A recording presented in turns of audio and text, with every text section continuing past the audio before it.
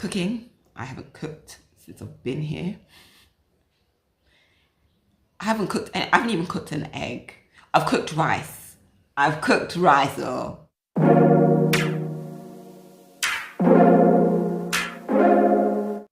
Okay, hey guys, welcome back to my channel. If you know me, hi. If you don't, my name is Aisha May, to be exact. Anyway, so this is part 2 of part 1 of I moved to the Gambia in my 30s updates. Yes.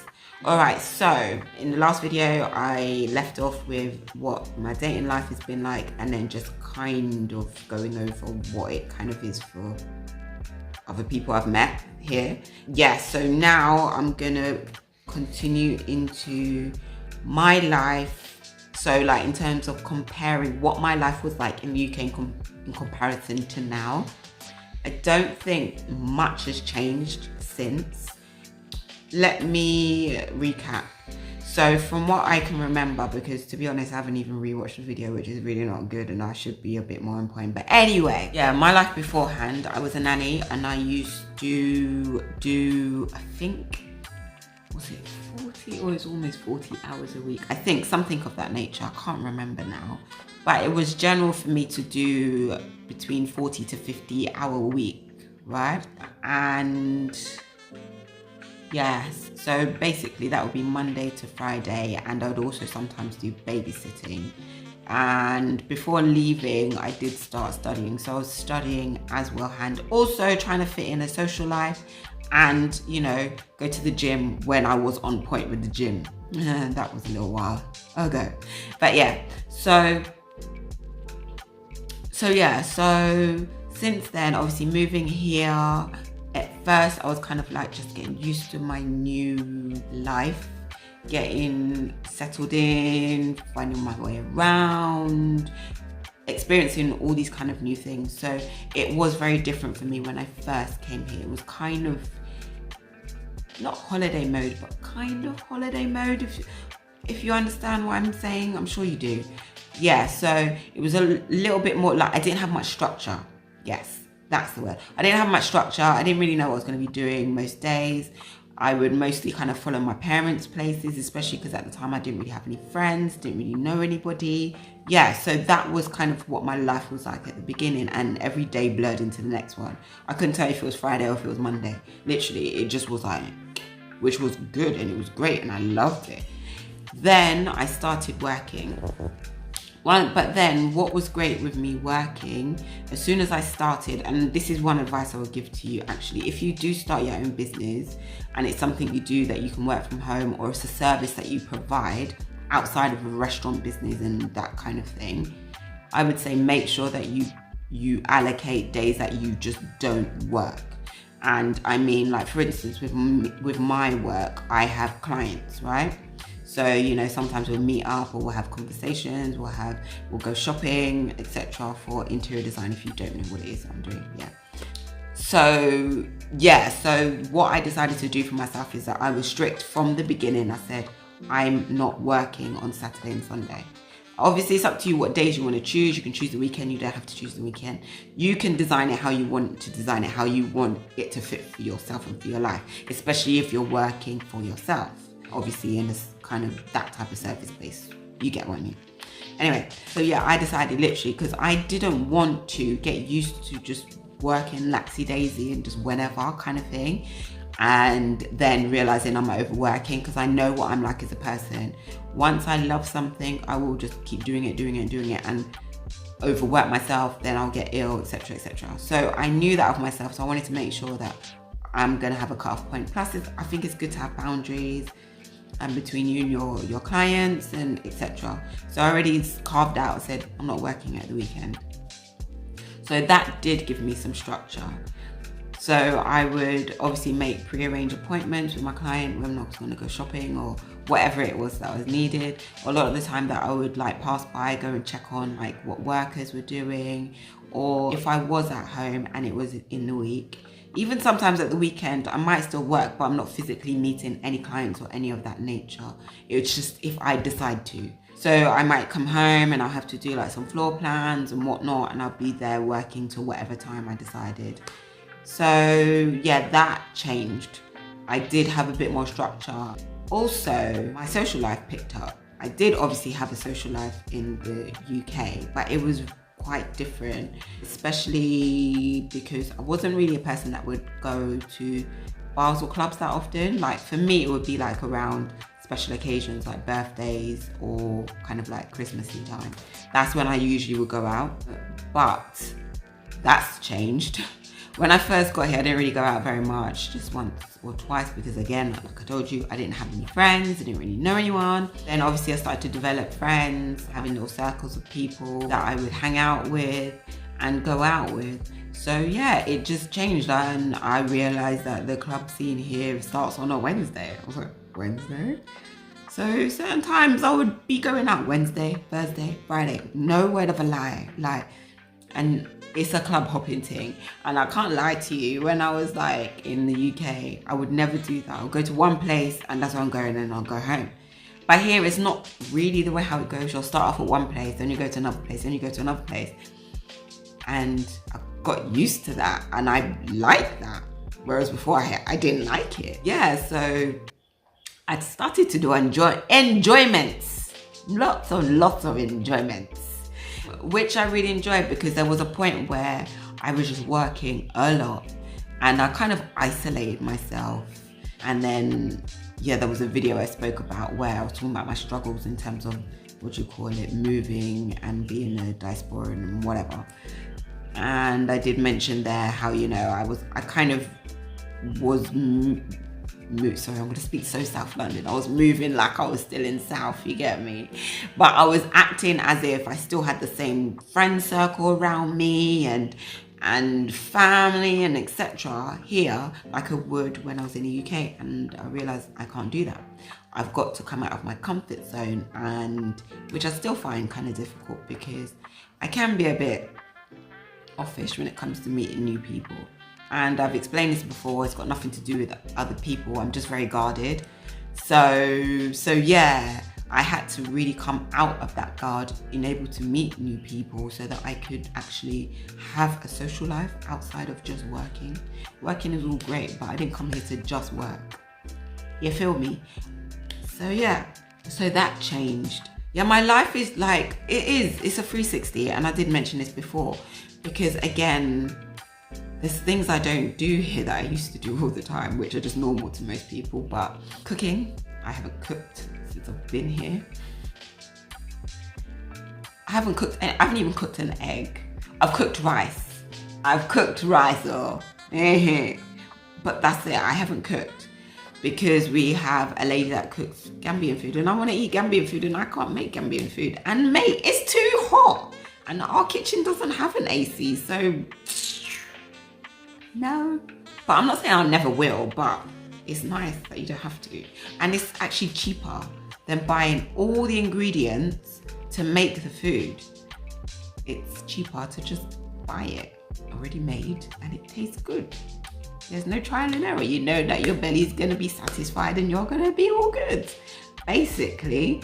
So yeah, I haven't cooked. That's another thing. Obviously in the UK, I cooked. And I'm gonna sound so up myself, and I don't want to, because I'm not that person. And I haven't cleaned. I did a little bit, but again, it's hot. I don't know how you ladies do it, Kudos to, listen, you beautiful Gambian women that clean in this heat.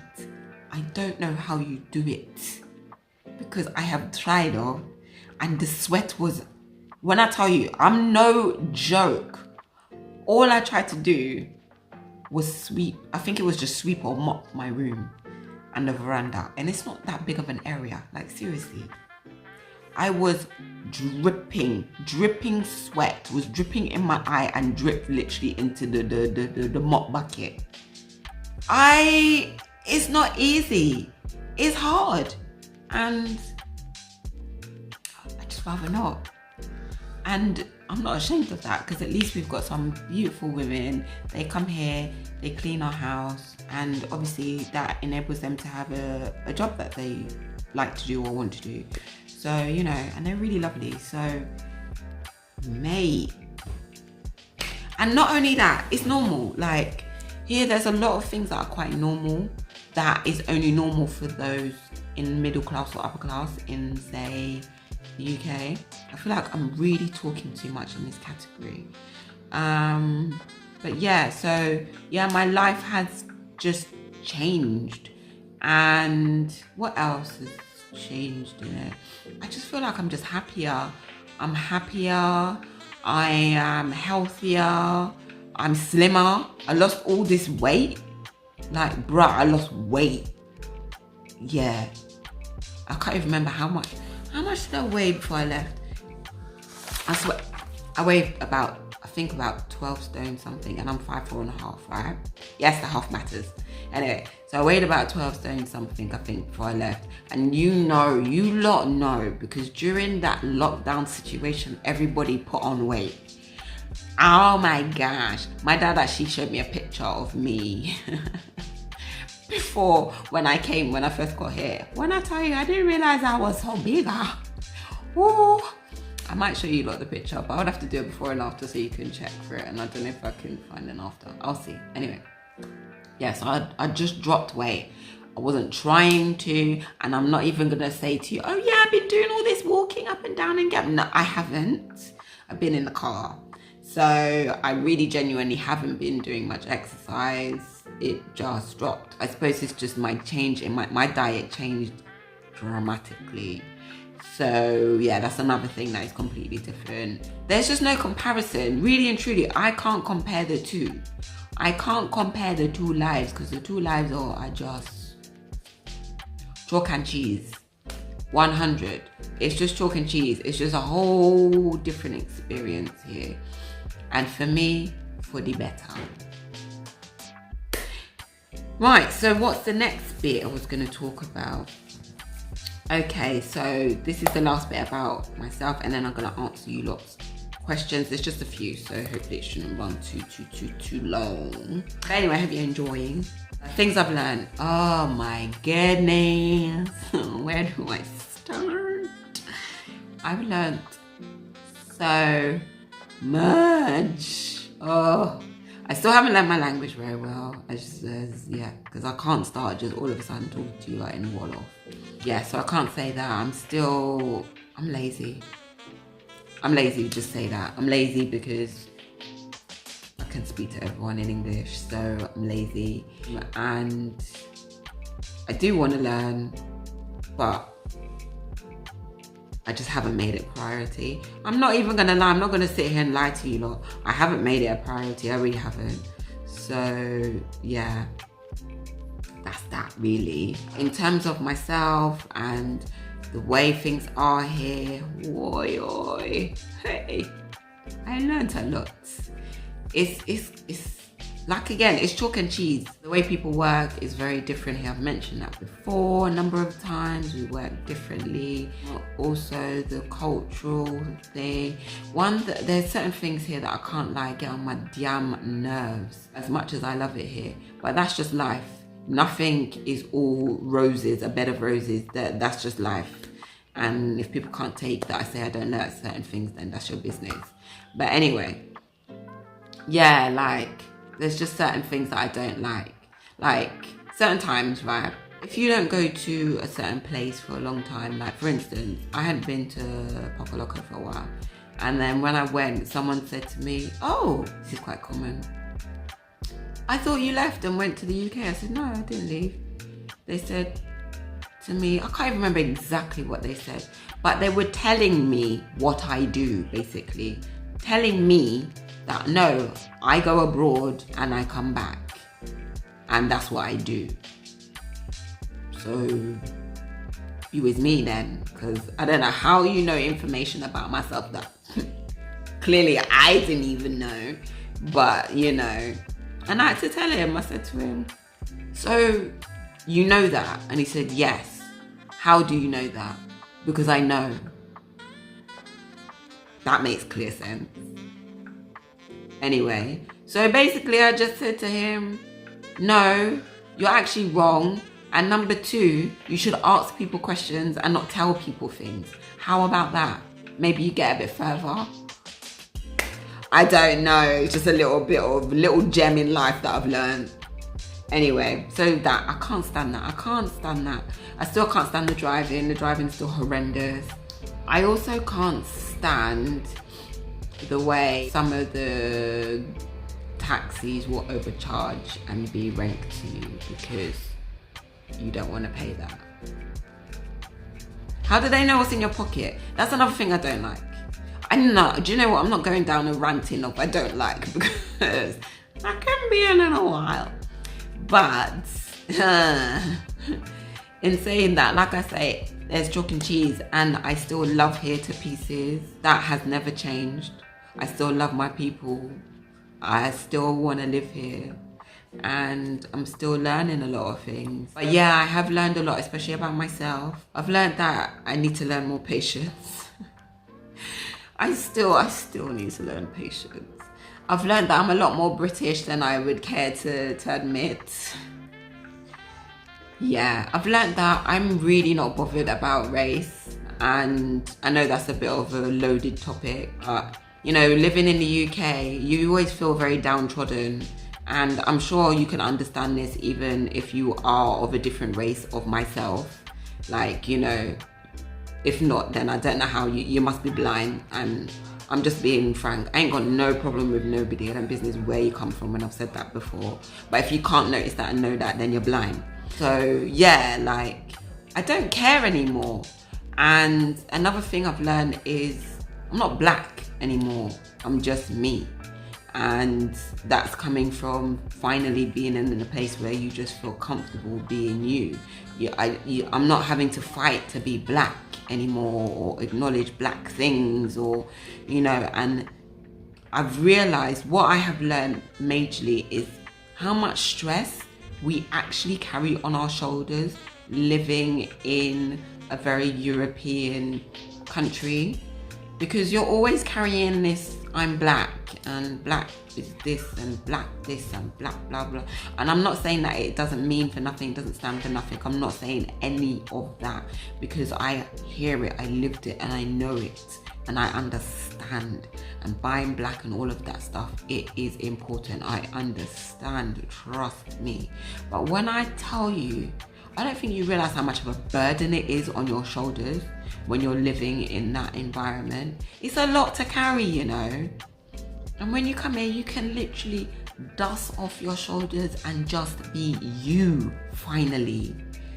You know, like having to act a certain way or speak a certain way, or not be so loud, or not be so aggressive, or not be so, or seen as aggressive, or trying to fight to get into certain jobs and get certain pay, and worrying about if you're going to go to a certain area and it might be it's a lot, you know. It is a hell of a lot, and it is so nice that I can be here and I don't feel none of that anymore.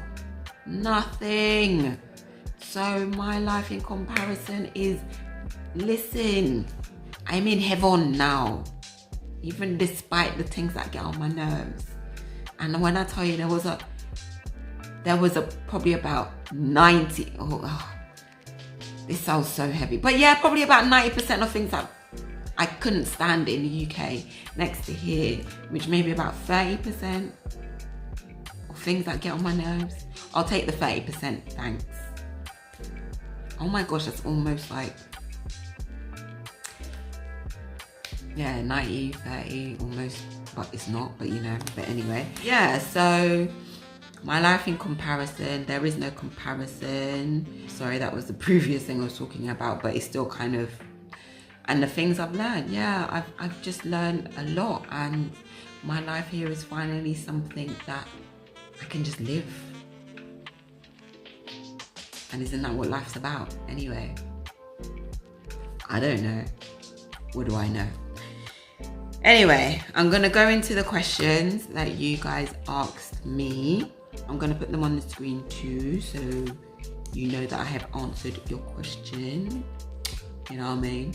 I've written them down so I don't forget as well, even though I'm gonna put it on the screen, but obviously I'm not seeing that right now. That's once I've edited it. So yeah, anyway, so first question. What advice would you give someone who wants to move but is worried about income? I was you, so I hear you loud and clear, mate. I would say do a bit of research, because I think it's always good not to go in completely blind. And when I say research, I don't mean computer research. That doesn't really work here. It's better if you come here for a holiday, extended one. I wouldn't say a week. A week is just not really long enough. Come here for at least, if you can come for 2 to 3. I know it's a bit difficult, because especially depending on what kind of job you do, so I don't want to say, oh, come for a month, because it's not easy for everyone to do that. But if you can come for at least 2 weeks, 10 days, and just ask people, because there are jobs here, but they're in very specific areas. So obviously you've got the hospitality sector, which unless you're like management or doing some kind of specialized service for that area, I would say that the wage, in terms of what you might be used to, will not be the same. But let me say this before I even continue. Actually, you've got to also completely disregard what you might be used to getting paid in the UK, wherever it is you may be, what you used to get paid, because I'm not sure where you are, but yeah, what you used to get paid. So just completely disregard that, and you just have to come here with complete fresh eyes. You need to understand how much the cost of living be for yourself, and it's different for everybody, because everyone has different expectations. Yes, you can rent for really great prices here. Generally you pay in advance, so you'll pay from 6 months or a year in advance. You don't pay month to month rent. That's not the usual thing here, I would tell you that. So you would need to know that, okay, I can put down that money for the rent for that year, which could be from, I'd say 2,000 to 3,000 a year, which obviously, when you do want to compare, that's when you want to compare that to the UK, because that's ridiculous. So you have to think of your living costs. And obviously your living costs are going to be a lot less than what you're used to. Again, assuming that you're from the West. So knowing that you will not need to earn as much as you probably once did.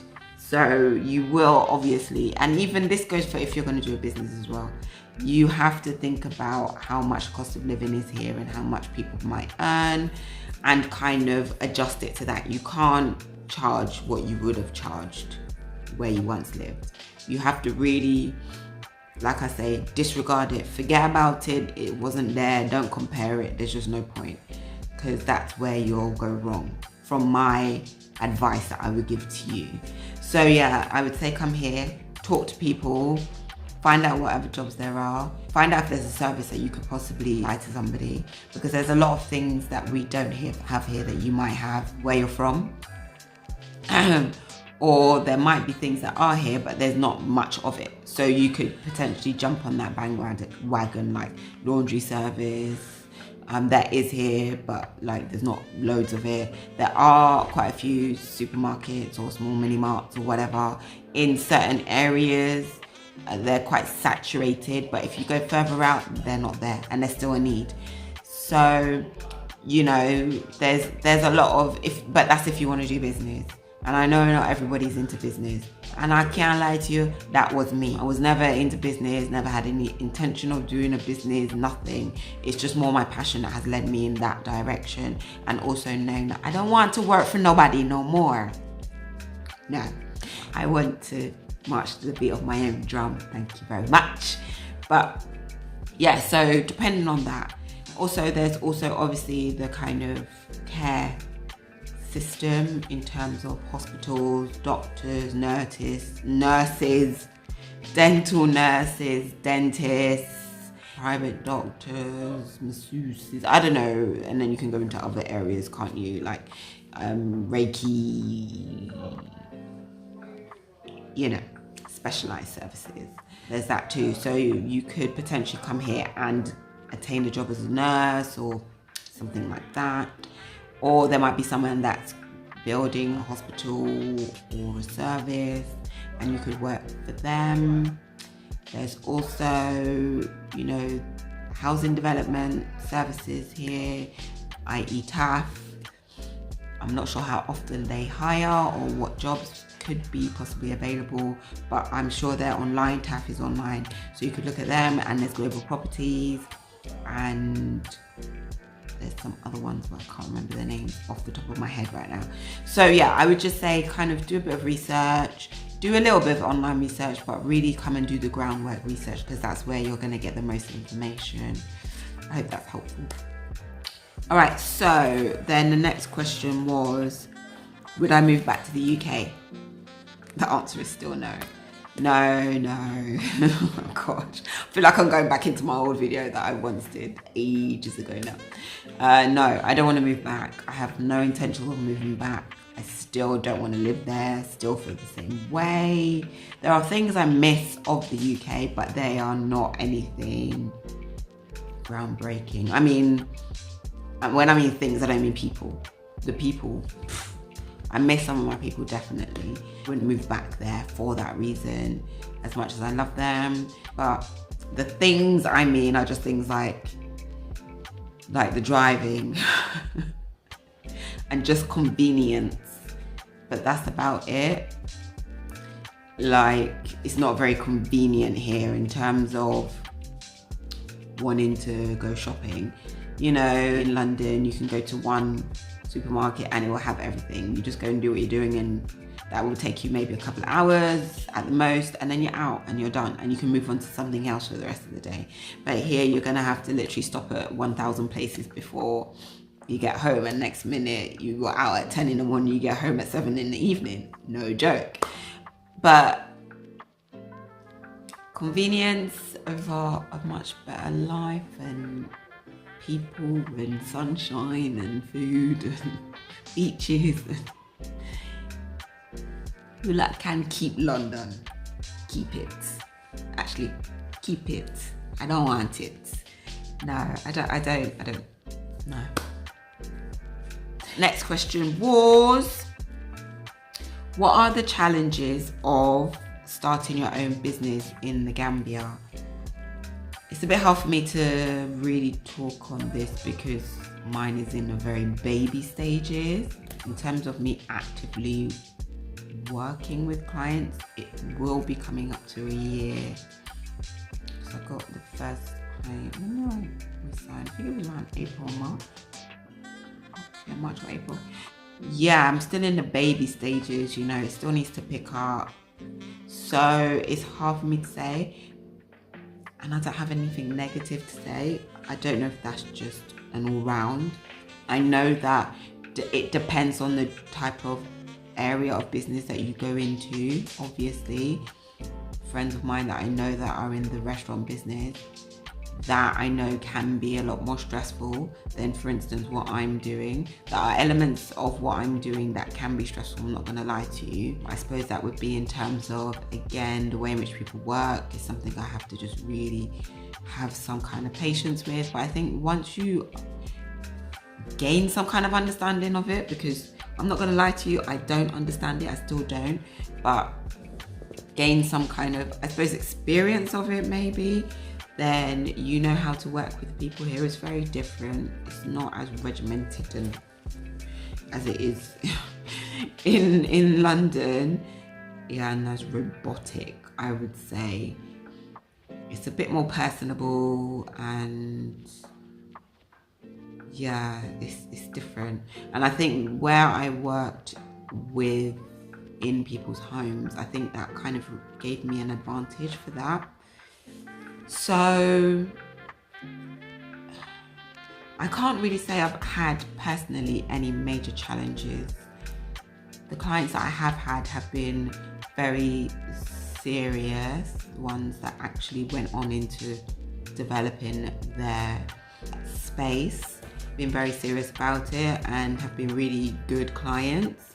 So I don't have any. You can register your business here. I still have yet to do that, but like I say, it's in baby stage. I'm not really earning enough to even do anything. So yeah, but yeah, sorry, I'm a bit useless when it comes to that. But in terms of, like I say, other areas, I think it's a bit difficult. Like I say, it really depends on the type of business that you're going to run. Yeah, because it can be stress.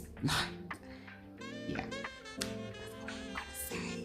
Because I don't really want to speak on things that I don't know 100% about. Do you know what I mean? I'm not really about that kind of thing. But yeah, my space on my phone is gonna run out, and I've got 2 questions. Let me see if I can ram it in real quick. How is dating life in the Gambia? I think I kind of touched on it. It's just different, like the cultural aspect, especially if someone hasn't left the country. I'm sorry, you're not for me. And also in terms of the religious thing, that is a barrier for me. The religious thing and the cultural thing, like I'm not square-minded, and I can't deal with the square-minded people. So yeah, but it's not like that everywhere. I mean, it depends who you meet. I'm gonna run out of time. Okay. I'm gonna run out.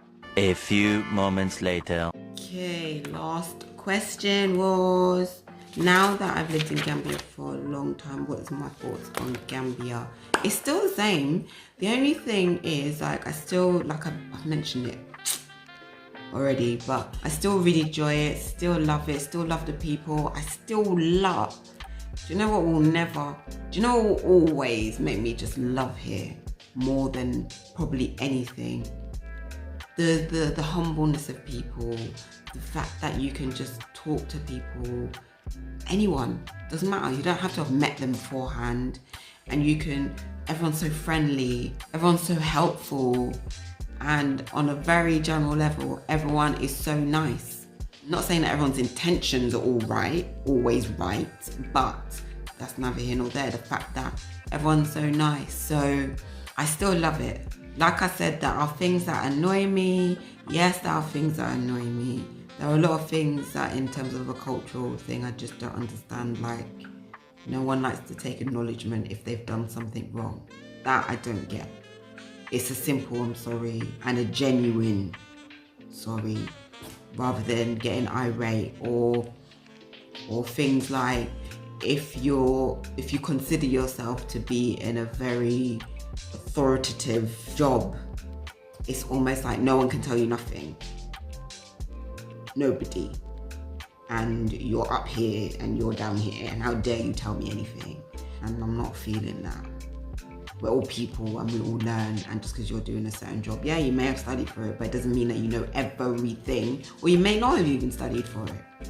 We're people, you learn, it's fine. You need to be a bit more flexible. I'm not really feeling them kind of thing there. Like, everyone's on the same level. Ain't no one up here and ain't no one down here. We're all here. And I don't like it when people, just because of a title, especially, or money, think that they're up here. I